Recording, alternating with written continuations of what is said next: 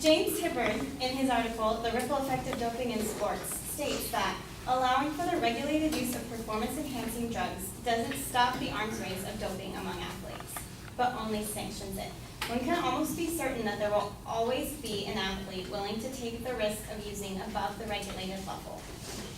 In a report done by the National Commission on Sports and Substances, half of all surveyed Olympic athletes admitted that they would be willing to take a drug even if it would kill them eventually, as long as it would let them win every event they entered 5 years in a row. This winning is everything attitude is unhealthy, but legalization of steroids would be condoning the mindset of putting winning in front of protecting one's health. Richard Pound, in the debate Intelligence Squared US debate called We Should Accept Performance-Enhancing Drugs in Competitive Sports, he claims that athletes take these drugs to get an advantage. If everyone else is doing it, they'll increase their intake, and a vicious circle simply gets bigger. The use of performance-enhancing drugs is not accidental. It is planned and deliberate with the sole objective of getting an unfair advantage. In the British Medical Journal, it was stated that rather than leveling the playing field, allowing doping would create a rich-get-richer situation, in which athletes with the resources to obtain the best drugs would increasingly prevail. Athletes from less wealthy countries will always be at a disadvantage, regardless of whether performance-enhancing drugs are legal or not.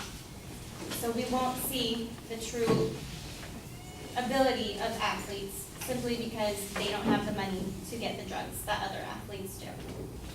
On another point, returning to the philosophy of sports, Thomas Murray, PhD, wrote an article entitled Sports Enhancement.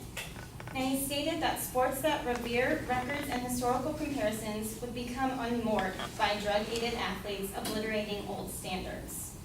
It is because of our ability to sympathize with athletes' struggles on the field that sports have any meaning at all. This meaning evaporates when doping turns athletes into a monolithic other, whose struggles become not like our own, but those of someone unlike anyone whom we would want to be.